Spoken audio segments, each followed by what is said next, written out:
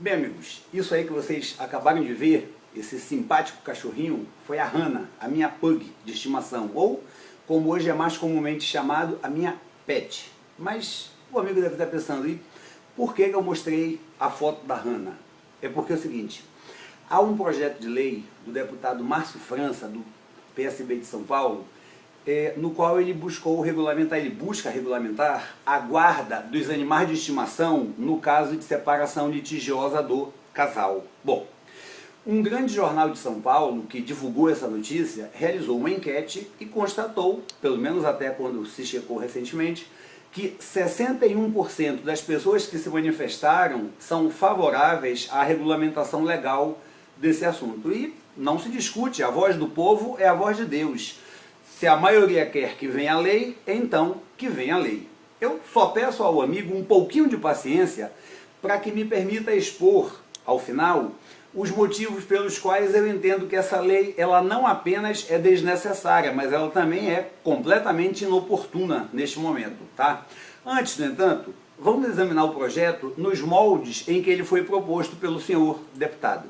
Bom, com todo respeito pelo autor, pelo senhor deputado autor, o projeto é tão bizarro, ele é tão repleto de contradições, que eu não tenho a menor dúvida que ele terá lugar de destaque no panteão das esquisitices já apresentadas ao Congresso Nacional. Vejam, começa pelo seguinte, na justificativa, o projeto diz que a nossa legislação atual, inclui o animal entre os bens a serem partilhados pelo casal. E não se poderia admitir, segundo a justificativa, que os pets sejam tratados como objeto, quando ocorre a separação conjugal. Ora, no entanto, logo no artigo 2º, o projeto prevê que esse animal seja entregue ao seu legítimo proprietário. Ora, não fica estranho? Se eu não posso tratar esse pet, né, esse animal, como objeto, não posso tratá-lo como se fosse um bem, como é que eu posso falar então em proprietário? Para dizer o mínimo é estranho. Eu diria que é contraditório. Tá? Da mesma forma, no artigo 7º, parágrafo único, o projeto prevê a divisão dos filhotes ou do montante em dinheiro, conforme preço vigente, preço médio vigente no mercado. Mais uma vez, soa um tanto quanto esquisito, porque repudia-se o tratamento como um bem, e no entanto fala-se em venda e divisão do dinheiro. Bom, estranho, né? Mas na verdade, o motivo dessas contradições pode ser facilmente compreendido, né? Elas decorrem do método um tanto quanto, digamos assim, esdrúxulo, esquisito, estranho, que foi usado pelo autor do projeto. O que ele fez? Ele simplesmente pegou as normas que são aplicáveis à guarda dos filhos menores no caso de separação do casal e tentou fazer uma adaptação. Só que, na verdade, a única coisa que ele conseguiu fazer foi uma cópia que, além de mal feita, é absolutamente inaplicável.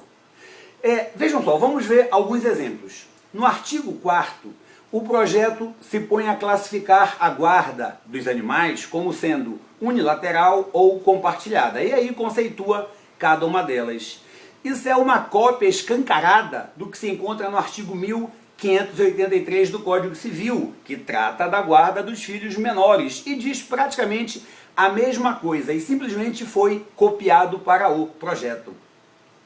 O artigo 5º do projeto define quais os fatores que o juiz deverá levar em conta para fixar quem vai ficar com a guarda, se ela for unilateral. E aqui nós temos outra cópia do Código Civil, só que agora em relação ao artigo 1583, parágrafo 2º, que foi copiado. Inclusive, da mesma forma que no Código Civil, o projeto que trata da guarda dos animais manda que o juiz considere o grau de afeto entre o animal e a parte. Quer dizer, claro que o Código Civil, ao falar no grau de afeto, na afetividade, ele está se referindo ao afeto entre o filho e os pais, os genitores. Mas isso é mero detalhe. O juiz agora vai considerar esse afeto entre o animal e o seu dono, tá? Vai ser meio complicado se esse animal não costumar demonstrar afeto, como o gato, que é assim meio frio. Mas tudo bem, isso é, repito, mero detalhe. O artigo 6º do projeto, por sua vez, determina que o juiz informe as partes sobre a importância e a similitude dos direitos e deveres de ambas.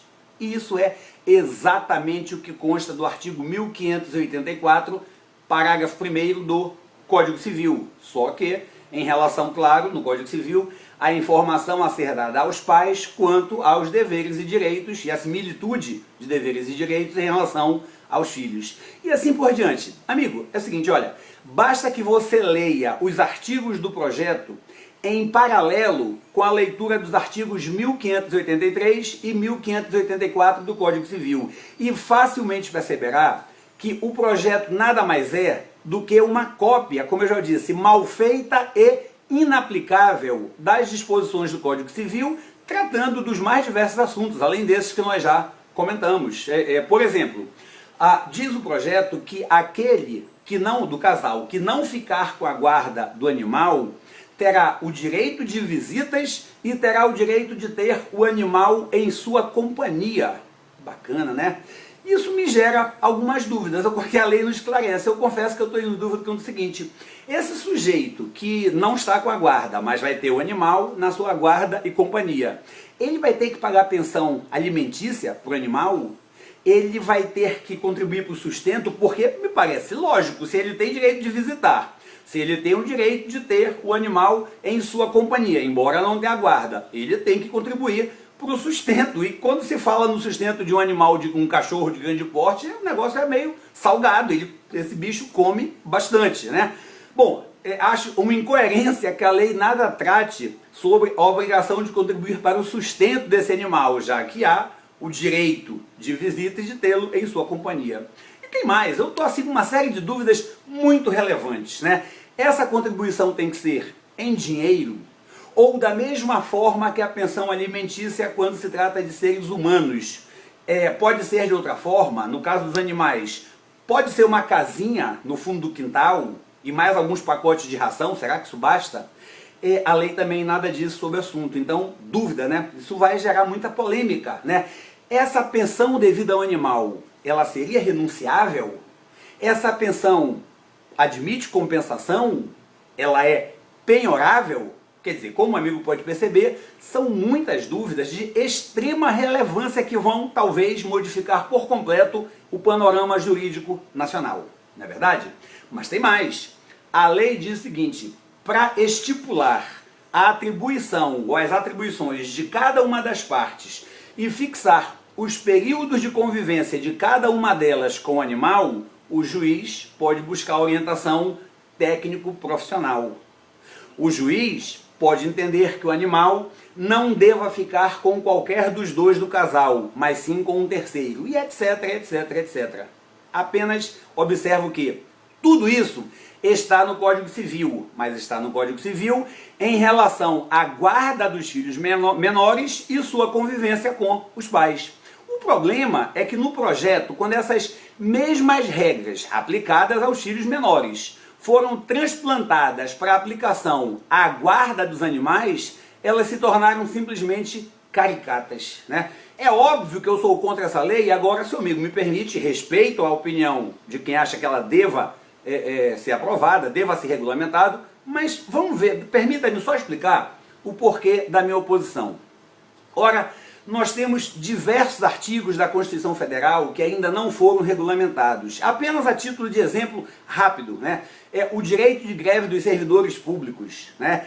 A vedação da dispensa arbitrária ou imotivada do empregado, a responsabilização pessoal do agente público que contrata servidor público sem concurso, a reforma sindical e etc. E por aí vai. São temas relevantíssimos até hoje não votados no Congresso Nacional. Ora, não me parece, nem mesmo de longe, que esse projeto que trata da guarda dos animais possa ter qualquer prioridade no momento, né? Talvez no futuro, depois que o Congresso Nacional tiver aprovado todas as leis regulamentadoras exigidas pela Constituição, aí sim, se não tiverem nada de mais importante para fazer, é possível que deputados e senadores se reúnam para dedicar seus tempos a esse tipo de bizarrice, né? E ao senhor deputado, autor do projeto, mais uma vez com todo respeito, faço uma pequena observação. Por mais importante que sejam os animais de estimação, eles não são os filhos menores do casal e não podem ser tratados como se o fossem. Essa tentativa de aplicar aos animais as regras que foram pensadas, que foram inseridas no código, para regular as relações entre os filhos menores e seus pais, alcança um resultado que, como acabamos de ver, é tão somente ridículo, tá? Portanto, senhor deputado, permita-me um conselho, tente criar, se o senhor vai insistir nessa regulamentação, tente criar regras próprias e novas, mas não tente adaptar o que não pode ser adaptado. Ou melhor ainda, de preferência, deixe que o próprio casal decida sobre isso. A lei não pode pretender, ao contrário do que muita gente pensa, a lei não pode pretender regular todas as minúcias da vida dos cidadãos. O cidadão tem que ter escolha com responsabilidade, mas tem que ter escolha. E tem mais, de quebra, se o senhor deixar isso para que o próprio casal resolva, o senhor ainda vai permitir que o juiz lá da vara de família, ele tenha tempo para se dedicar a trabalhar em processos mais importantes, como, por exemplo, os que tratam da guarda dos filhos menores do casal. E aí, senhor deputado, neste caso, deixe que o casal decida quem ficará com a Hannah. Amigos, era isso, até a próxima.